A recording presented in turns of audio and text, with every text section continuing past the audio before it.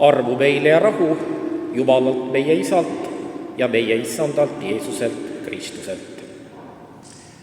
Loen jutluse aluseks Jumala sõna Johannese evangeeliumi 16. peatükist 5. kuni 15. salmini.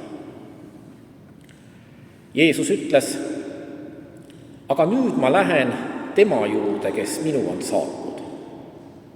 Ja keegi teist ei küsi minult, kuhu sa lähed.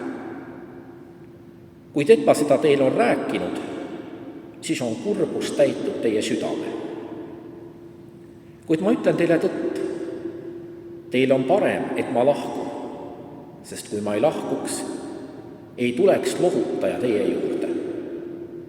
Aga kui ma ära lähen, siis ma saadan tema teie juurde. Ja kui ta tuleb, siis ta toob maailmale selguse patu kohta ja õiguse kohta ja kohtu kohta. Patu kohta, et nad ei usu minusse, õiguse kohta, et ma lähen Isa juurde ja teie ei näe mind enam, kohtu kohta, et selle maailma vürst on süüdi mõistetud. Mul on teile veel palju öelda, aga teie ei suuda seda praegu taluda. Aga kui tema, tõe vaim, tuleb, juhib ta teid kõigesse tõesse, sest tema ei räägi iseenesest, vaid ta räägib, mida kuuleb, ja ta kuulutab teile tulevasi asju. Tema kirgastab mind, sest ta võtab minu omast ja kuulutab teile. Kõik, mis on Isal, on minu päralt.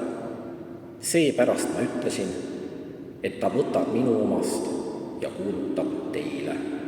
Aamen. Palun istuge.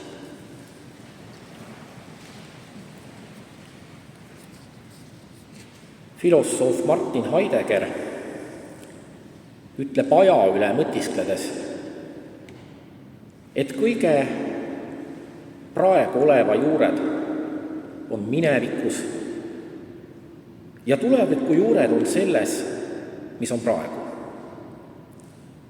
Nii on kõik 3 aega, mida eristas antiikmõtlemine, minevik, olevik ja tulevik, omavahel ühendatud.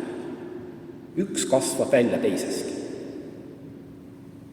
Põhimõtteliselt samal kombel mõistetakse piiblis ka Jumala ajalugu ehk tema lugu inimkonnaga, mida teoloogid nimetavad õndsuslooks ja millest räägib meile ka tänane evangeelium. Ristiusu kese ei ole kultusega moraal, vaid on evangeelium ehk sõnum lunastusest Kristuses. Kristus on, kui teoloog Kontselmanni sõnu kasutada, aegade kese, kes ühendab Iisraeli aja ehk mineviku, mis ulatub Kristuseni, Kristuse aja ja sellele järgneva ehk kiriku aja, milles elame meiegi. Ka meie tänases evangeeliumis põimuvad erinevad ajad. Jeesus räägib siin sellest, et ta läheb ära Jumala juurde, kes tema on saatnud, viidates nõnda minevikule, mil ta oli, nagu Johannese evangeeliumis öeldakse, Jumala juures. Suurem osa evangeeliumist kõneleb ajast, mil ta oli oma jüngritega ja mis ei kestnud ilmselt rohkem kui vaid mõned aastad. Ja nüüd, kui ta ütleb, et ta läheb ära ja et see on hea, sest siis tuleb jüngrite juurde lohutaja, tõe vaim, kes juhib jüngrit kogu tõesse ja toob neile selguse, viitab ta tulevikule, kui teda siin maailmas enam ei ole ja tema tegevust jätkab lohutaja, tõe vaim, kelle ta lubab saata ja kes on, nagu ütleb Tertullianus, Kristuse väe asendaja maailmas. Kristlase elu maailmas ehk kristlikku eksistentsi on võrreldud elamisega aegade vahel. Elamisena Kristuses juba toimunud lunastuse ja selle veel mitte teoks saamise vahelises pingeväljas. Meie tänase pühapäeva märksõna taevariigi kodanikuna maailmas väljendab sama mõtet. Me teame, et oleme maailmas vaid ajutiselt ja teame ka, et me oleme mitte maailma, vaid taevariigi kodanikud. Aga selliste väljendite puhul on oluline, et me mõistaksime nende vihjavat loomust. Sellest, mis toimub inimese ja Jumala vahel, saame me rääkida ainult vihjavalt. Kui me räägime sellest, et Jumal on teinud Iisraeliga lepingu, siis me ei pea mõtlema, et kohtusid Iisraeli ja taevariigi delegatsioonid, kes pidasid läbirääkimisi, vaidlesid, tingisid ja leppisid siis lõpuks kokku lepingu sisus ja tingimustes ja viimaks siis ratifitseeriti leping kahe riigi valitsuse, Iisraeli valitsuse ja taevariigi valitsuse vahel. Sama on ka taevariigi endaga. See ei ole mingi müütiline ruum pilvede taga, vaid eufemism Jumala riigi kohta. Jumala riik ei ole aga riik selles tähenduses, nagu seda on maised riigid, vaid vihjav nimetus olukorrale, milles see, mida me praegu ootame, meie lunastus, on saanud teoks. Nii, et meie üle ei valitse enam meid piiravad ja piinavad väed ja jõud, keda Jeesus sümboliseerib selle maailma vürstina, vaid meie üle valitseb üksnes Jumal, kelle kõrval on küll koht meile, kuid ei ole kohta millegile, mis lahutab meid temast, iseendast ja teistest inimestest. Ei ole kohta millegile, mis meid pisendab, moonutab, rõhub ja lõhub. Ja kui Uus Testament ütleb, et me oleme Jumala riigi kodanikud, siis ei tähenda see, et meil on mingi eriline juriidiline staatus, nagu maised kodanikuõigused seda annavad, vaid üksnes seda, et me kuulume kokku Jumalaga ja et olukord, milles me saame olla tõeliselt vabad ja sellises ühenduses Jumalaga, mida miski ei tumesta ega piira, on see, mis viimselt loeb.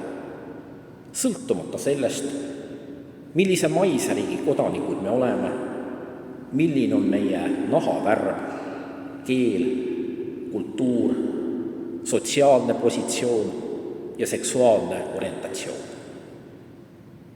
Me kuulume Jumalale, kelle jaoks ei eksisteeri taolisi piire, kelle jaoks ei eksisteeri üldse mingeid piire, vaid kes on lõputu ja piiritu armastus. Kuulume tema riiki, mis ei ole üks riik teiste seas, millel pole ei aja ega ruumi piire, vaid mis on seal, kus on tema kõikjal. Selle riigi kodanikuks olemine ühendab meid nendega, kes on olnud ennem meid ja nendega, kes saavad olema pärast meid. Nii, et tema riigis kohtuvad nii minevik, olevik kui ka tulevik. Maist kodakondsust on võimalik ära võtta. Iga riik võib seda teatud juhtudel teha. Jumala riigi kodakondsust ei saa meilt aga keegi ära võtta. Sellega ei saa manipuleerida. See on ainus kindel asi ebakindlas maailmas, millel me võime toetuda nii elus kui ka surmas. See on alus, mis kannab meid ka siis, kui kõik muud alused meie all kõikuma löövad. Ja see on meie usu ja lootuse läte.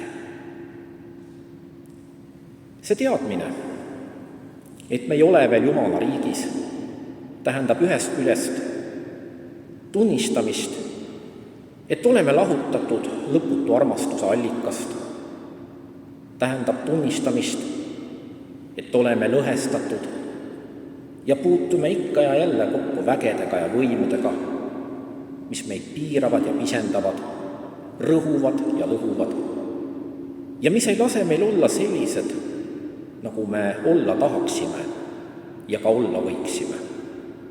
Vabad ja terviklikud, avatud valgusele elule, mida ainult Jumal saab meile anda. Teadmine, et me ei ole sellised, nagu me võiksime olla, võib meid kurvastada, nii nagu kurvastas jüngreid teadmine, et Jeesus lahkub nende juurest. Ja nagu meid kurvastab seegi, kui põrkame kokku oma piiride ja piiratusega. Kuid teisalt võib selle tunnistamine olla meile ka lootuse ja julguse allikaks, sest see tähendab ju teiste sõnadega, et me oleme teel, oleme liikumas oma eesmärgi poole, et meil on veel kuhu pürgida.